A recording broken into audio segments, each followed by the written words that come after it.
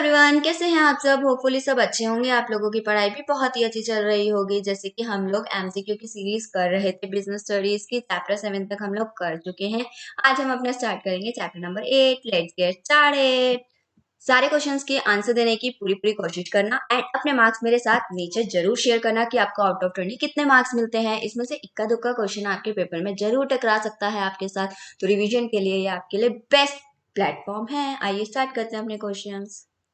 पहला क्वेश्चन हमारा क्या कह रहा है, funds required for purchasing current asset is an example of. जो फंड्स हमें रिक्वायर्ड होते हैं करंट एसेट को परचेज करने के लिए, वो किसका एग्जांपल है। लीज फाइनेंसिंग का है, या वर्किंग कैपिटल रिक्वायरमेंट का है, या फिक्स कैपिटल रिक्वायरमेंट का है, या none of the above. Lease financing में तो लीज देते हैं, नहीं हो सकता ये वाला। तो वर्किंग कैपिटल रिक्वायरमेंट सोचिए सोचिए क्या हो सकता है। फिक्स कैपिटल में तो हम परचेज करते हैं, फिक्स एसेट्स परचेज करते हैं, तो फिक्स कैपिटल भी नहीं हो सकता।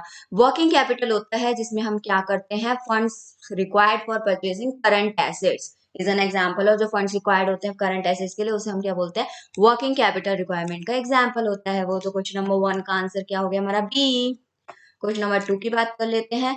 Public deposit are the deposit that are raise directly from. Public deposit कौन सा डिपॉजिट है जो कहाँ से रेज किया जाता है, that are raise directly from. Public से किया जाता है, या ओनर से किया जाता है, या ऑडिटर से किया जाता है, या डायरेक्टर से किया जाता है। पब्लिक डिपॉजिट आपको पता चल रहा है कौन सा डिपॉजिट है, पब्लिक डिपॉजिट है। तो ऑब्वियसली कहाँ से रेज किया जाएगा, पब्लिक से। तो सेकंड का क्या हो गया, ए। अब थर्ड की बात कर लेते हैं। थर्ड क्वेश्चन हमारा क्या कह रहा है, internal sources of capital are those that are. Internal sources of capital क्या है, that are generated through outsider such a supplier. के इंटरनल सोर्सेज जनरेट होते हैं आउटसाइडर से, सप्लायर से, या जनरेटेड थ्रू लोन्स, या फिर लोन से जनरेट किए जाते हैं कॉमर्शियल बैंक से, या generated with in the business, या फिर बिजनेस के अंदर ही जनरेट किए जाते हैं, या फिर generated through issue of shares, या फिर जनरेट किए जाते हैं शेयर्स इशू करके। आउटसाइडर से तो एक्सटर्नल किए जाते हैं, तो ये नहीं होगा। लोन के थ्रू वाला भी नहीं होगा। जो बिजनेस के अंदर जनरेट किए जाते हैं उसे हम बोलते हैं इंटरनल सोर्सेज। तो थर्ड का क्या हो गया, सी। अब फोर्थ की बात करते हैं। फोर्थ क्या होता है हमारा, फोर्थ क्वेश्चन क्या कह रहा है हमारा, equity share holder are called. Equity share holder को क्या बोला जाता है, डायरेक्टर ऑफ द कंपनी बोला जाता है, या एग्जीक्यूटिव ऑफ द कंपनी बोला जाता है, या फिर ओनर्स ऑफ द कंपनी बोला जाता है, या फिर पार्टनर्स ऑफ द कंपनी बोला जाता है।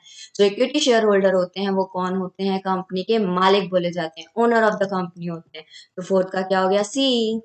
अब फिफ्थ की बात कर लेते हैं। फिफ्थ क्वेश्चन क्या कह रहा है, under the factoring arrangement the factor.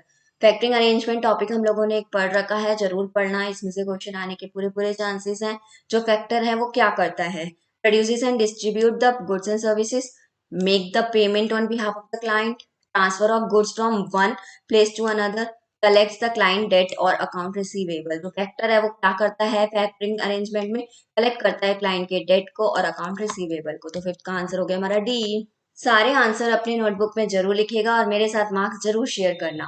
Expand GDR. GDR की फुल फॉर्म बतानी है आपने इस क्वेश्चन में। Global depository receipt, government direct receipt, gross domestic receipt, none of the above. बताइए जीडीआर क्या होता है। जीडीआर अगर आपने पढ़ा होगा तो टॉपिक, तो क्या होता है जीडीआर, ग्लोबल डिपॉजिटरी रिसिप्ट। तो सिक्स का क्या हो गया, ए। सेवेंथ की बात कर लेते हैं। सेवेंथ क्या है, एडीआर आर इशूड इन।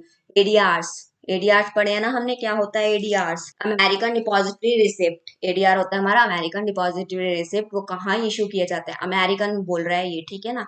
तो कहाँ इशू किए जाएंगे, कनाडा में, या चाइना में, या इंडिया में, या यूएसए में। तो कहाँ इशू होते हैं एडीआर, हमारे यूएसए में। सेवेंथ का क्या हो गया, डी।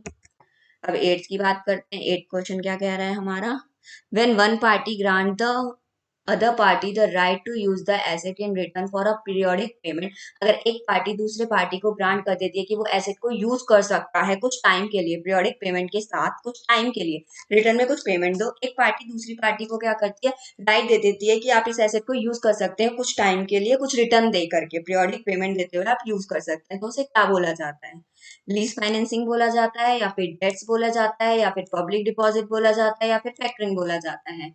इसको क्या बोलते हैं, जब हम लीज पे कोई चीज दे देते हैं कुछ टाइम के लिए कि आप इसे यूज करो और रिटर्न में कुछ क्या दो, पीरियोडिक पेमेंट दो, use the asset in return for a periodic payment के लिए, तो उसे क्या बोलते हैं हम, लीज फाइनेंसिंग। तो एट का क्या हो गया, ए हो गया। Maturity period of a commercial paper usually ranges from. Maturity period जो है हमारा कॉमर्शियल पेपर का, वो कितने से कितने दिन तक क्या होता है, ए 20 to 40 डेज होता है, या फिर 90 to 364 डेज का होता है, या फिर 60 to 90 डेज होता है, या फिर 120 to 365 डेज होता है। जब आप कॉमर्शियल पेपर के बारे में पढ़ेंगे तो वो कितने दिन का होता है हमारा, कितने दिन का होता है, 90 to 360 डेज का होता है। नाइन्थ का क्या हो गया, बी हो गया। अब बात करते हैं टेंथ की। टेंथ क्या होता है हमारा, GDRs can be converted into shares. GDRs share में कन्वर्ट होते हैं, बिल्कुल हमने पढ़े हैं कि वो कन्वर्ट होते हैं। क्या कितने टाइम में कन्वर्ट होते हैं, टेनी टाइम, या फिर 5 साल के बाद, या फिर 10 साल के बाद, या फिर 1 साल के बाद। तो क्या होते हैं जीडीआर, कभी भी शेयर में कन्वर्ट करे जा सकते हैं। GDR can be converted into shares at any time. Tenth का हो गया ए। अब 11th की बात करी जाती है। 11th क्या कह रहा है, commercial paper can be issued only by large and credit worthy companies, because commercial paper जो इशू किए जाते हैं वो लार्ज और क्रेडिट वर्थी कंपनीज ही करती हैं। क्यों, because it is protected by the government, it is fully secured debt, it is an unsecured debt, none of the above. तो ये क्या है हमारा, कमर्शियल पेपर क्या है, अनसिक्योर्ड डेट है, इसीलिए इसे क्या करते हैं, लार्ज और क्रेडिट वर्थी कंपनी ही इशू करती है, क्योंकि ये अनसिक्योर्ड डेट है हमारी। तो 11th का क्या हो गया, सी। अब 12th की बात कर लेते हैं। 12th क्वेश्चन हमारा क्या कह रहा है, dash is an example of short term finance. Short term finance का कौन सा एग्जांपल है इसमें से, डिवेंचर, या फिर शेयर, या ट्रेड क्रेडिट, या none of the above. Debenture की बात करें, ये लॉन्ग टर्म डेट है बिल्कुल, शेयर भी हमारा लॉन्ग टर्म डेट है। तो हमारा जो ट्रेड क्रेडिट है वो क्या है, हमारा शॉर्ट टर्म फाइनेंस है। तो हमारा सी, 12th का आंसर क्या हो गया, सी हो गया। अब 13th की बात करते हैं। 13th क्वेश्चन हमारा क्या कह रहा है, डिबेंचर रिप्रेजेंट, क्या रिप्रेजेंट करता है डिबेंचर, हमारा fix capital of the company करता है, या फिर loan capital of the company है, या फिर fluctuating capital of the company है, या फिर permanent capital of the company. अगर डिबेंचर का देखा जाए तो डिबेंचर क्या है, लोन है कंपनी के लिए, तो ये क्या है, loan capital of the company. 13 का क्या हो गया, बी। अब 14 की बात करते हैं। 14 क्वेश्चन क्या कह रहा है हमारा, under the lease agreement the lease get the right to. Lease agreement के बारे में हमने पढ़ा है, जिसमें एक पार्टी दूसरी पार्टी को राइट दे देती है कि आप एसेट यूज कर सकते हैं पीरियोडिक पेमेंट देते हुए। तो लीज एग्रीमेंट में लीजी जो होता है, गेट द राइट, क्या राइट होता है उसके पास, use the asset for a specific period, या फिर सेल द एसेट, एसेट को वो सेल भी कर सकता है, या participate in the management of the organisation, organisation के मैनेजमेंट में पार्टिसिपेट कर सकता है, या फिर profit, share profit earn by the lessor, lessor ने जो भी प्रॉफिट अर्न किया उसे शेयर कर सकता है। क्या करते हैं लीज एग्रीमेंट में, लीज एग्रीमेंट में क्या करता है, जो लेसी है उसके पास राइट है कि वो एसेट को यूज कर सकता है स्पेसिफाइड पीरियड के लिए। तो 14 का क्या हो गया, ए हो गया। क्वेश्चन नंबर 15 देख लेते हैं। Retained are also known as, ठीक है, रिटेन को और क्या बोला जाता है, हमने एक रिटेन अर्निंग टॉपिक बोला है, उसमें रिटेन को और क्या बोला जाता है, लीज फाइनेंसिंग बोलते हैं, या फिर फैक्टरिंग बोलते हैं, या फिर प्लगिंग बैक ऑफ प्रॉफिट बोलते हैं, नन ऑफ द अबव बोलते हैं। तो रिटेन को क्या बोलते हैं, plugging back of the profit बोलते हैं। 15 का क्या हो गया, सी। आप अपनी बुक में जरूर देख सकते हैं, रिटेन अर्निंग टॉपिक है, उसमें आपको दिख जाएगा कि रिटेन का दूसरा नाम प्लगिंग बैक ऑफ प्रॉफिट है। नेक्स्ट है हमारा डिबेंचर होल्डर आर कॉल्ड। जो डिबेंचर होल्डर होते हैं उनको क्या बोला जाता है, क्या उनको ओनर बोला जाता है कंपनी का, या फिर क्रेडिटर बोला जाता है कंपनी का, या पार्टनर्स बोला जाता है कंपनी का, या नन ऑफ द अबव बोला जाता है। अभी एक और क्वेश्चन आया था जिसमें मैंने बताया था लोन है हमारा, जो डिबेंचर है वो क्या है, लोन है। तो लोन वालों को क्या बोलते हैं, क्रेडिटर ऑफ द कंपनी है। क्या होगा हमारे, क्रेडिटर ऑफ द कंपनी होगा डिबेंचर होल्डर। तो 16 का क्या हो गया, बी। अब 17 की बात करते हैं। 17 क्या कह रहा है, trade credit appears in the record of buyer of goods as. Trade credit buyers of goods को कहाँ रिकॉर्ड करता है, किस नाम से रिकॉर्ड करता है, ये कह सकते हैं trade credit appears in the record of buyer of goods as current asset. क्या करंट एसेट्स की तरह यूज रिकॉर्ड किया जाता है, या फिर सन्ड्री क्रेडिटर की तरह रिकॉर्ड किया जाता है, या फिर फिक्स एसेट्स की तरह रिकॉर्ड किया जाता है, या नन ऑफ द अबव। अब किसकी तरह करा जाता है, appears in the record of buyer of the goods. तो ट्रेड क्रेडिट इसे किस तरीके से रिकॉर्ड करता है, सन्ड्री क्रेडिटर की तरह। तो 17 का हो गया बी। अब 18th क्वेश्चन देख लेते हैं। 18th क्वेश्चन हमारा क्या कह रहा है, commercial bank give loan and advances to business firm in the form of. Commercial bank क्या करता है, लोन और एडवांस देता है बिजनेस फर्म को। किसकी फॉर्म में देता है, क्या कैश क्रेडिट की फॉर्म में देता है, या डिस्काउंटिंग ऑफ बिल की फॉर्म में देता है, या ओवरड्राफ्ट की फॉर्म में देता है, ऑल ऑफ द अबव। जो कॉमर्शियल बैंक है वो लोन और एडवांस देता है बिजनेस फर्म को, तीनों ही फॉर्म में देता है। तो इसका आंसर क्या हो गया हमारा, 18th का हो गया डी।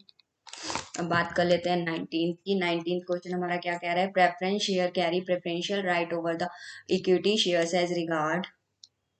पहला है हमारा एज रिगार्ड, जो प्रेफरेंस शेयर है वो कैरी करता है, प्रेफरेंशियल राइट करता है इक्विटी शेयर पे। As regard payment of capital, या फिर payment of dividend, both A and B, या नन ऑफ द अबव।